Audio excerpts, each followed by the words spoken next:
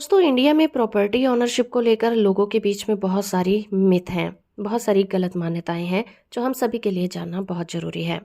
तो आज का हमारा टॉपिक इसी बारे में है कि प्रॉपर्टी ओनरशिप के मिथ को लेकर हमारी कौन कौन सी गलत मान्यताएं हैं।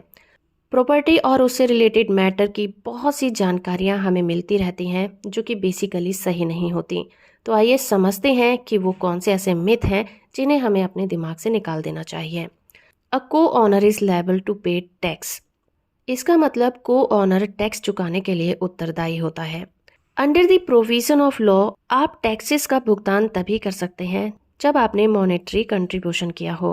फॉर एग्जाम्पल, अगर आपके हस्बैंड ने अपने सारे फंड्स अरेंज करके कोई प्रॉपर्टी परचेज की और आपको उसमें प्रॉपर्टी का को ऑनर बना लिया, तो ऐसी कंडीशन में आप टैक्स पे करने के लिए लायबल नहीं होते।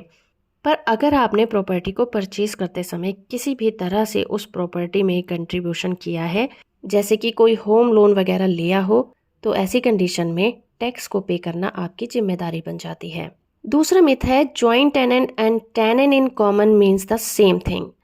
इसका मतलब संयुक्त किराएदार और किराएदारों का मतलब एक ही होता है। तो इसका जवाब है नहीं। ये पूरी तरह से ऑनरशिप टाइप पर डिपेंड करता है जो कन्वेंस डेट में मेंशन होता है। प्रॉपर्टी का उत्तराधिकार भी उसी तरह से ट्रांसफर होता है। फॉर एग्जाम्पल, आप और आपका स्पाउस एक प्रॉपर्टी में ज्वाइंट टेनेंट हैं।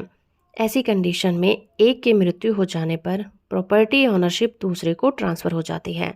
Under the Hindu succession law, अगर आप दोनों कॉमन टेनेंट्स हैं तो एक पार्टी के मरने पर उसके हिस्से की प्रॉपर्टी उसके लीगल ईयर में डिवाइड हो जाती है। इसी तरह अगर मरने वाले ने अपनी वसीयत की है तो उस वसीयत के तहत उसकी प्रॉपर्टी ट्रांसफर होगी, अदरवाइज वो उसके लीगल ईयर में बराबर डिस्ट्रीब्यूट हो जाएगी। फॉर एग्जाम्पल, अगर आप और आपका स्पाउस एक प्रॉपर्टी को परचेज करते हैं और आप दोनों उसमें ज्वाइंट टेनेंट हैं, तो ऐसी कंडीशन में अगर एक की मृत्यु हो जाती है तो प्रॉपर्टी ओनरशिप दूसरे के पास ट्रांसफर हो जाती है। इसके अलग बात करें, अगर आप दोनों कॉमन टेनेंट्स हैं तो under the Hindu succession law, एक पार्टी की अगर डेथ हो जाती है तो उसके हिस्से की प्रॉपर्टी उसके लीगल ईयर में डिवाइड कर दी जाती है। इसी तरह से अगर मरने वाले ने अपनी वसीयत की है तो उसकी वसीयत के अनुसार उस पर्टिकुलर व्यक्ति के पास उसकी प्रॉपर्टी ट्रांसफर हो जाती है, और अगर वसीयत नहीं बनाई है तो उसके जितने भी लीगल ईयर होंगे उसके पास वो प्रॉपर्टी डिवाइड हो जाएगी, ना कि दूसरे पार्टनर के पास जाएगी। अगला मिथ है you might lose ownership of ancestral property if you are absent. अगर आप अनुपस्थित हैं तो आप पैतृक संपत्ति का अपना स्वामित्व खो देते हैं। फिजिकली एब्सेंट होने से आप कभी भी अपनी पैतृक संपत्ति का हक नहीं खो सकते, चाहे आप उस प्रॉपर्टी का टैक्स पे करते हैं या फिर नहीं करते। अगर आपकी प्रॉपर्टी इंडिया में है और आप कहीं बाहर रहते हैं और बंटवारे के समय आप वहां पर नहीं हैं, तो इसका मतलब ये नहीं है कि आपका एंसेस्टर प्रॉपर्टी में हक खत्म हो गया। आप जब भी इंडिया आते हैं आप उस प्रॉपर्टी में अपना हिस्सा मांग सकते हैं। आप चाहें तो कभी भी अपने शेयर के लिए उन लोगों से क्लेम कर सकते हैं, चाहे उस प्रॉपर्टी पर आपके भाई बहन या फिर रिलेटिव का कब्जा हो। आप उस प्रॉपर्टी पर अपना हक कभी नहीं खो सकते जब तक कि आप खुद उस प्रॉपर्टी को किसी को ट्रांसफर न कर दें। अगला मिथ है I can decide on behalf of my spouse when I sell the property. मैं अपने पति या पत्नी की जगह उसकी प्रॉपर्टी बेचने का फैसला कर सकता हूँ। ये एक बहुत बड़ा मिथ है।